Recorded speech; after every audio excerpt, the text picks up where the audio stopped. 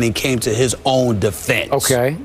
But you made a point within your point. You said, gee, Peyton wouldn't love being somebody's backup. Anybody, not just Brock Osweiler, even Tom if he's healthy. He wouldn't accept it if he's healthy, because there would be no reason to accept it if he were healthy. But if you know you're hurt, then of course I don't think he's even capable of being a backup right now. But From all I read, he's got a really serious plantar fasciitis. That's right, and that's what he's saying. So the point is, he may not be able to go at all, but don't sit there and say that Peyton Manning wouldn't accept being a number 2 because of his personality, his ego. That's what he was addressing, which is why he was so defiant, because they were questioning his character. Okay, I got it.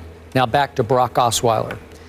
Do you realize for 3 straight second halves, he has scored 0 points for 3 straight second halves? And I got to tell you, I'm not sold yet like a big fan of Brock Osweiler's, and I'm with you.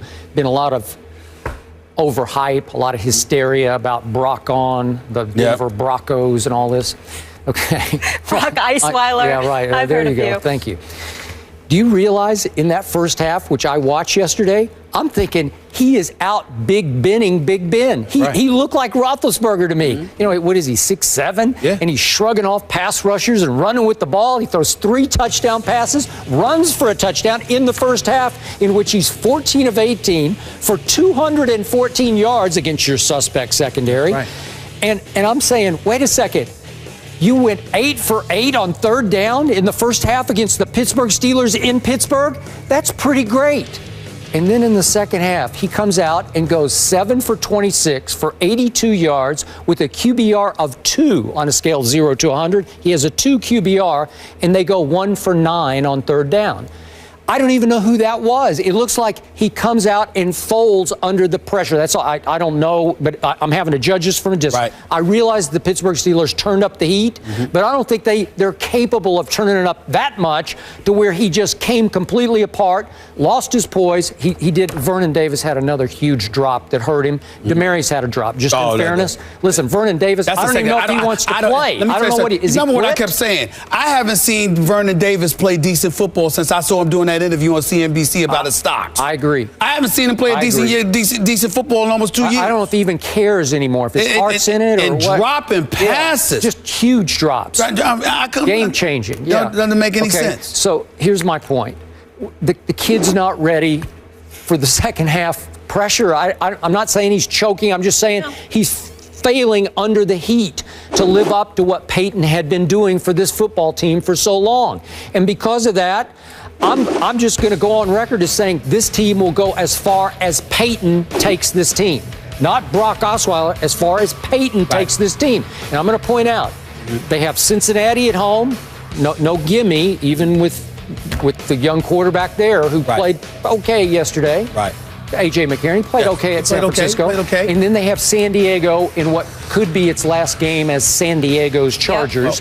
And Phillip Rivers always torments them, haunts them. So are you sure they can win those 2 games with Brock Osweiler? Because I'm not sure. Not only that, Kansas City is coming, and now they're under pressure because they got to beat Cincinnati, because it's possible that Kansas City can end up winning this division. And then if that happens, Denver would miss the playoffs. They could miss the playoffs because the Jets are running the table. The Jets would get in before Denver. So it's definitely something to consider, no doubt. But what I will say is this to you.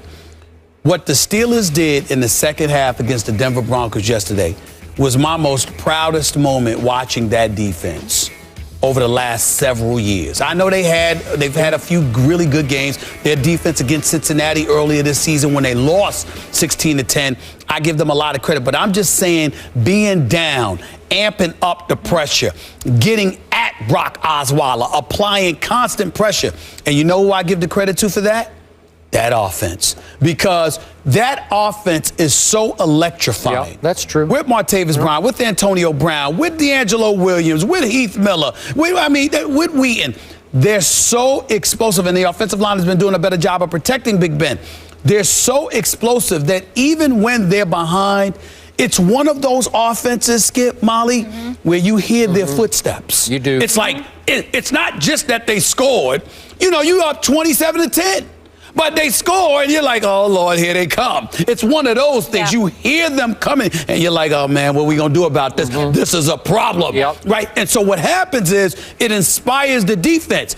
And they just come. You could see it because, again, as somebody who knows Mike Tomlin a little bit, who's interviewed him on several occasions, etc., you know that mentality which Jason Garrett does not have, you know, where you just infuse a level of energy in them. It's like they started coming at him like rabid dogs, man. And it was they saw some blood in the water, didn't they? But I'm just saying, this is after they were down 17. They came out and they were coming. And when you know your offense is that prolific, you can take chances. And this is what they were doing.